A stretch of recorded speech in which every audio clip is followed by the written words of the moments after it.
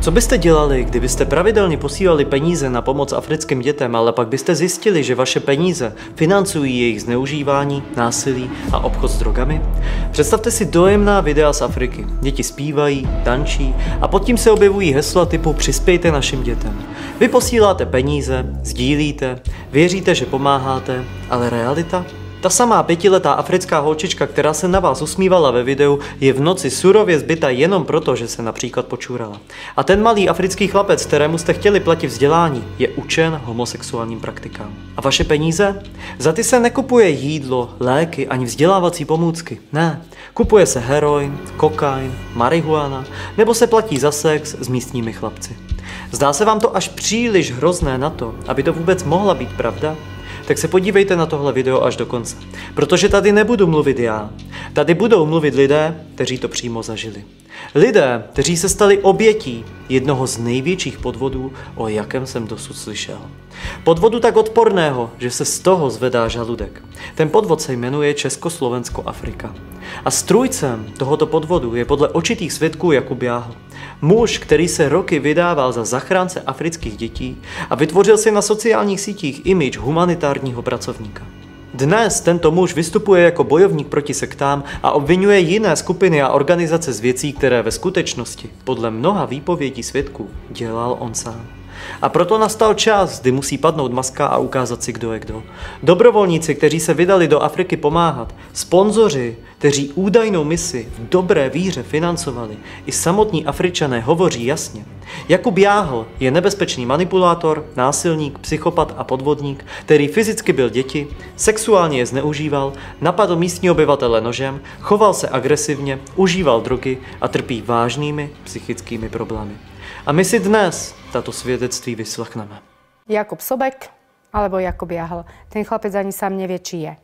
Pretože tento chlapec je jeden obrovský manipulátor, hajzel a klamár, neskutočný klamár. Jakub Jáhl je naozaj veľmi psychicky nestabilný človek, ktorý robí veľmi veľké svinstva. Mláti deti, ktoré tam mlátil, užíva drogy. Je to človek, ktorý má diagnostikovanú psychiatrickú poruchu, bipolárnu poruchu osobnosti. Jemu išlo zlo už z očí. On jednoducho to má v sebe. On je kedysi sa venoval tej satanovej komunite. On sám zosobňuje toho satana. Ozaj. Že on sa snaží veľa ľuďom ublížiť. A každý sa opýta, že prečo vlastne? Veď nikto mu neublížil, nikto sa do ňoho nestará. Prečo on sa stará do všetkých? A prečo robí také zlo? No, lebo to má v sebe. Lebo on je chorý. Oh, I just imagine about Jacobo. I get a picture like a person who dealing with the fraudulence, the people who is liar, the people who is tricking, is what I get in my mind. I don't think he's a good person, because if he was a good person, he can do what he was doing, you know. For me, when I'm thinking about Jacob, I'm thinking about he's a bad person, you know. He is manipulating in order to take money from people in order to spend himself, you know. Yeah. But not for helping kids, yeah. So I'm not appreciate that, because just he was not doing good, yeah. Abychom nyní pochopili celou šíři tohoto neuvěřitelného humanitárního podvodu, který Jakub Jáhl vytvořil a vybral statisícové částky od mnoha dárců, kteří ho na sociálních sítích sledovali, tak se nejprve podívejme na to, jak se Jakubovi podařilo vytvořit naprosto dokonalou iluzi o siročinci, který ve skutečnosti podle svědků vůbec nikdy oficiálně neexistoval. Ona vždy tužila ísť do Afriky pomáhať. Takže si našla, najprv chcela ísť cez nejakých Salesianov a tak ďalej, ale potom si našla v Čechách niekde nejaký inzerát alebo niečo, že oni tam majú svoj sirotinec, nejaký pán Jakub Jáhl a hľadá dobrovoľníkov cez Vianoce. Tak Tanička sa prihlásila, šla tam nabalená s kuframi, celá šťastná. Prišli tam, bol tam taký, máme rôzne videá, posielala fotky, veľký sirotinec, obrovský areál. Takže to vyzeralo tak, že fakt sú tí chalani šikovní, že im záleží na tých afrických deťoch. Tak to bolo všetko super, až kým nenastali prvé problémy. A to tým, že moja dcera je taká Rebeka a skamarátila sa tam s nejakými tými učiteľmi, čo tam boli. A nakoniec vysvetlo, čo overili si aj s Jožkom, že ten sirotinec vôbec nefunguje. Keď som zistila, že ten projekt, ktorý propagoval vtedy, to už boli 2 roky, tak nie je vôbec projektom, ako má byť.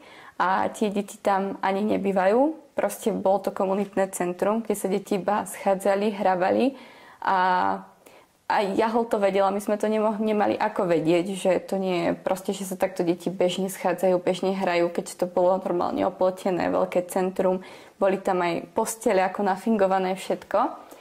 A jedného dňa sme sa tam vybrali teda v noci a zistili sme, že tam žiadne deti nespia. Takže vtedy nám došlo, že to sirotinec nie je taký, ako má byť. A ja som mu vtedy verila, že on o tom nevie, že ten sirotinec bol podfúk, že to nebol sirotinec, ako má byť. A dokonca on mal cez 100 ľudí, ktorí mu posielali mesačne okolo 1000 korún mesačne ako Adoptions for Distance. A on im na oplátku posielal fotky, lenže viete, mne to vtedy nedochádzalo, ja som tam bola len mesiac, ale s postupom času sme zistili, ako to vlastne všetko je a že Jahol v tomto išiel od začiatku a on sa s tým predstaviteľom toho sirotinca, tanzanským občanom Ramadanom, dohadoval. Takže ja mu prišiel od sponzora na účet 1000 korún, on mu poslal možno od 50 korún za to, od 100 detí, on mu nafotil fotky, keďže tie deti na ulici si hocikto a viete, dieťa vám spraví zalizatko za cukrík, vám zapozuje, ako len chcete. Jasne. A peniažky ostávali jemu. Ale ja som napríklad videla, že my keď sme prišli do sirotčinca, tak on sa tým deťom nevenoval. On ich nemal za nič, tie deti. On jednoducho nebol láskavý a milý k tým deťom. On za všetkým videl len peniaze. On len potreboval s tými deťmi natočiť nejaké video, aby získal od ľudí peniaze, pretože mať na videu rozkošné africké deti, ktoré sú hladné a pýtajú jesť, to chytí za srdce každého správneho človeka. On to vedel obrovsky zneužívať. Ale on jednoducho nemal cit k tým deťom. On to nerobil nezištne. On to robil len za cieľom vyťahnuť z ľudí peniaze, aby mal z čoho žiť. Ale napríklad chcel rozhodovať za mňa tú materiálnu pomoc, ktorú som ja priniesla, že čo sa s ňou spraví. On im to nechcel dať tým ľuďom. A ja som to zo začiatku nechápala, že veď priniesla som sem 2 plné kufry materiálnej pomoci, ktoré som zozbierala tu u nás od mojich známych. Každý niečo priniesol. A on, no toto tu nechaj, oni mali takú miestnosť, kde to všetko mali nahádzané, čo im ľudia posielali. A on podľa mňa s tým obchodoval. On to nedával nezištne tým ľuďom. Tak ja som to nechápala, že ja som priniesla 2 plné kufre a ja to tým ľuďom nemôžem dať. Tak ja som každý deň si aj napriek tomu nabalila plný batoh a jak sme išli za niekým, tak ja som rozdávala. Aj napriek tomu, že on mi povedal, že nedáva im to všetko. Prečo by som im to nedala, veď som im to priniesla. Of course, it was not an orphanage. This you have to understand. It was a trick, and to take the kids in a place so that he can get something to show you. And you know, some of the people are poor, so they accepted to do like that because he's just like promising them that they are going to go to school, we are going to pay for clothes, we give them food, we give everything. So the people believe because they know most of the people from Europe have good heart are coming to help them here, you see? Mm-hmm. So it's what they did. It was a trick, like minutes that these are the kids that we're carrying here, you see? Jemu v tej Tanzánii bolo dobre, ľudia ho sponzorovali, posielali mu peniaze a jemu sa tam dobre žilo. On si tam platil 2 domy. Napríklad, on keď mal zlú náladu, tak z toho jedného domu išiel do mesta, do druhého, myslím, bytu alebo čo. On si tam platil chlapcov za peniaze sex. He was having money and he was believing that he can control African children, African leaders because of the money he collected from you. You know that he using kids to collect the money. Ja som prispievala na zariadenie, na chod sirotinca, aby tie deti mali z čoho jesť a škola sa im platila a tak ďalej. Jakubovi sa posielali peniaze, posielali sa na transparentný účet. Tak to nie Jakubovi, mali Česko-Afrika organizácia, bol to transparentný účet, na ktorý mali vlastne aj Tanička, mala na ňo nie že dosah, ale kartu mal iba Jakub a Martinčičo, ale tie výpisy, že ako prichádzali peniaze. No lenže stále bolo tých peniazí málo, že sa kúpilo to, aj zariadenie jedno s druhým. Až potom už, keď som povedala Jateničke, že to je už neúnosné, aby sa každú chvíľu posielali peniaze, že to neexistuje, že sa toľko minie, tak tam začala mať s Jakubom veľmi veľké konflikty. Takže až po čase, keď už sa nedokázal pretvarovať, pretože títo ľudia sa nedokážu pretvarovať možno pár mesiacov, ale po čase začne ukazovať sa ich pravá stránka na povrch, tak som začala zisťovať, ako to vlastne bolo predtým a že tie peniaze si on krádol pre seba. Vtedy nám došlo, že to sirotinec nie je taký, ako má byť. Keď sme to zistili, tak v tom čase moji rodičia plus pani Monika Katonská nám poslali dosť peňazí na to, aby sme mohli kúpiť dom. To bolo hlavne moje rozhodnutie, keďže mne to bolo poslané ako darom od mojich rodičov, tak som rozhodla, že poďme kúpiť dom a pani Monika Katonská sa teda do toho pridala. Ja dúfam, že sa to dostane hlavne k tým sponzorom, ktorí vo v dobrej nádeji posielali peniaze a oni hovorili, že sú to jednotí beloši, ktorí aj tak pošľú. Pretože im je ľúto Afričanov. But sometimes also he were like teasing the guys who are sending money. Like, you know, we are doing this and this.